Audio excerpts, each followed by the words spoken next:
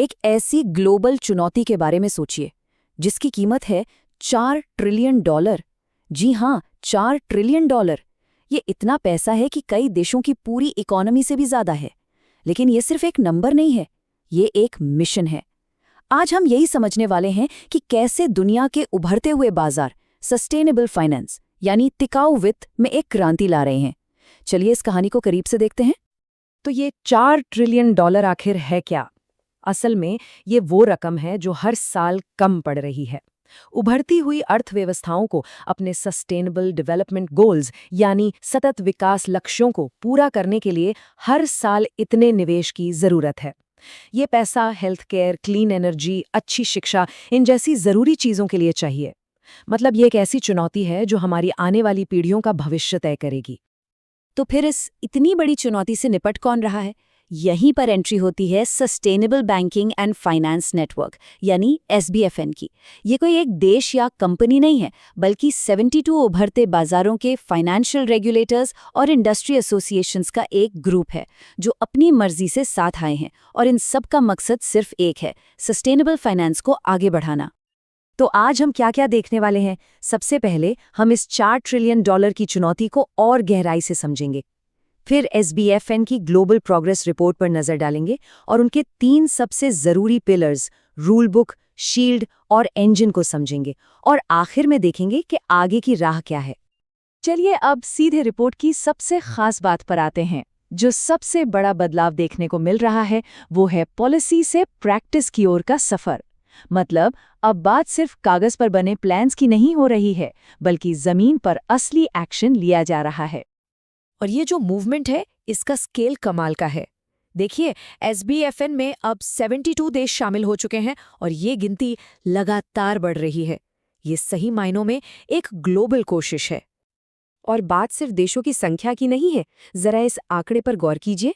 इन सदस्य देशों के पास उभरते बाजारों की टोटल बैंकिंग एसेट्स का 96% हिस्सा है। कहने का मतलब ये है कि जब ये देश कोई कदम उठाते हैं तो इसका असर पूरे के पूरे फाइनेंशियल सिस्टम पर पड़ता है। और ये रहा असली एक्शन का सबूत। SBFN देशों ने मिलकर $790.5 अरब के थीमैटिक बॉन्ड्स जारी किए हैं। ये सीधा सीधा दिखाता है कि कैसे पॉलिसीज अब असल पैसे में बदल रही हैं, जो सीधे सस्टेनेबल प्रोजेक्ट्स में जा रहा है। अब इतनी सारी प्रगति हो रही है तो इस पर नजर कौन रखेगा? इसके लिए 2024 में SBFN डेटा पोर्टल लॉन्च किया गया।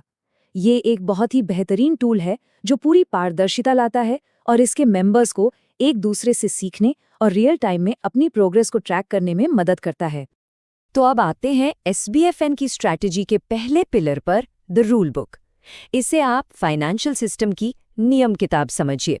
इसका काम ये पक्का करना है कि जब भी पैसा इन्वेस्ट हो तो पर्यावरण, समाज और गवर्नेंस यानी ESG से जुड़े जोखिमों का भी पूरा ध्यान रखा जाए।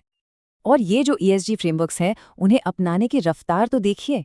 2023 से अब तक ऐसे देशों की संख्या में 41% की बढ़ोतरी हुई है जिनके पास ये फ्रेमवर्क्स हैं। अब कुल 55 देश इस लिस्ट में शामिल हैं। इससे साफ है कि ESG अब कोई ऑप्शनल चीज नहीं रही, ये मेनस्ट्रीम पॉलिसी बन चुकी है। और देखिए, यहाँ एक बहुत बड़ा बदलाव आ रहा है। पहले ये सब स्वैच्छिक था, मतलब मर्जी हो तो करो, लेकिन अब जोर इस बात पर है कि ये नियम सबके लिए अनिवार्य हो, जरूरी हो। ESG रिस्क मैनेजमेंट अब फाइनेंशियल रेगुलेशन का एक ऐसा हिस्सा बनता जा रहा है जिस पर कोई समझौता नहीं हो सकता। चलिए अब दूसरे पिलर की ओर बढ़ते हैं, द शील्ड। ये एक तरह का सुरक्षा कवच है जो क्लाइमेट और नेचर से जुड़े बड़े बड़े जोखिमों से हमें बचाता है। सीधी सी बात है, ये हमारे प्लैनेट और हमारी इकॉनमी दोनों को बचाने के लिए है। यहाँ एक बहुत ही दिलचस्प कहानी दिख रही है। एक तरफ है क्लाइमेट रिस्क मैनेजमेंट जो बहुत तेजी से आगे बढ़ रहा है, 59 देशों में इसके लिए फ्रेमवर्क्स भी बन चुके हैं। तो दूसरी तरफ है नेचर रिस्क मैनेजमेंट जो अभी थोड़ा नया है, लेकिन देखिए इसने भी 8 देशों से 25 देशों तक की एक जबरदस्त छलांग लगाई है। और अब आता है तीसरा और सबसे जरूरी पिलर, द इंजन।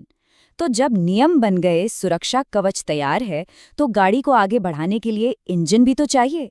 ये वही इंजन है जो सस्टेनेबल लक्ष्यों की तरफ पैसा पहुंचाने का काम करता है। ये हमारे भविष्य को बनाने के लिए फ्यूल देता है। ये चार्ट हमें बता रहा है कि पैसा असल में जा कहाँ रहा है। जैसा कि साफ दिख रहा है, ग्रीन एसेट सबसे आगे हैं, जिन्हें 49 देश कवर कर रहे हैं। लेकिन यहाँ गौर करने वाली बात यह है कि हमें अडैप्टेशन फाइनेंस यानी जलवायु परिवर्तन के असर से निपटने के लिए जो पैसा चाहिए, उसे और बेहतर तरीके से डिफाइन करने और उसे बढ़ाने की बहुत ज़्यादा ज़रूरत है। और ये आंकड़ा तो अपने आप में ही पूरी कहानी कह देता है। उभरते बाजारों में जितने भी थीमैटिक बॉन्ड्स जारी होते हैं, उनमें से 94% SBFN सदस्य देशों से आते हैं। मतलब 94%। ये दिखाता है कि असल में इस पूरे मार्केट को कौन चला रहा है। तो अब तक की जो प्रगति है वो वाकई में शानदार है, लेकिन सवाल ये है कि आगे का रास्ता कैसा होगा। अब फोकस सिर्फ फ्रेमवर्क बनाने पर नहीं है, बल्कि इस बात पर है कि इसका असर पूरे के पूरे सिस्टम पर कैसे पड़ेगा। तो इस रफ्तार को बनाए रखने के लिए क्या करना होगा? रिपोर्ट कहती है कि 3 चीजें बहुत जरूरी हैं। पहला, डेटा कलेक्शन और पारदर्शिता को बेहतर बनाना। दूसरा, बैंकिंग के अलावा दूसरे सेक्टर्स जैसे बीमा और पेंशन में भी सस्टेनेबल फाइनेंस पॉलिसीज को मजबूत करना। और तीसरा, ये पक्का करना कि ये सारे फ्रेमवर्क सिर्फ कागजों पर न रहें, बल्कि असल दुनिया में बदलाव लाएं। और एक बात साफ है, ये काम कोई अकेला नहीं कर सकता। कामयाबी तभी मिलेगी जब रेगुलेटर्स, बाजार, फाइनेंशियल इंस्टीट्यूशंस और पूरी इंटरनेशनल कम्युनिटी सब मिलकर काम करेंगे। ये एक टीम एफर्ट है। तो हम देख रहे हैं कि नीतियां अब हकीकत में बदल रही हैं, लेकिन सबसे बड़ा सवाल अभी भी वही है, क्या ये रफ्तार, ये मोमेंटम सच में एक ऐसी ग्लोबल इकोनॉमी बना सकता है जो मजबूत भी हो और जिसमें सब शामिल हों? इस सवाल का जवाब हमें आने वाले सालों में इन 72 देशों की मिलीजुली कोशिशों में ही मिलेगा।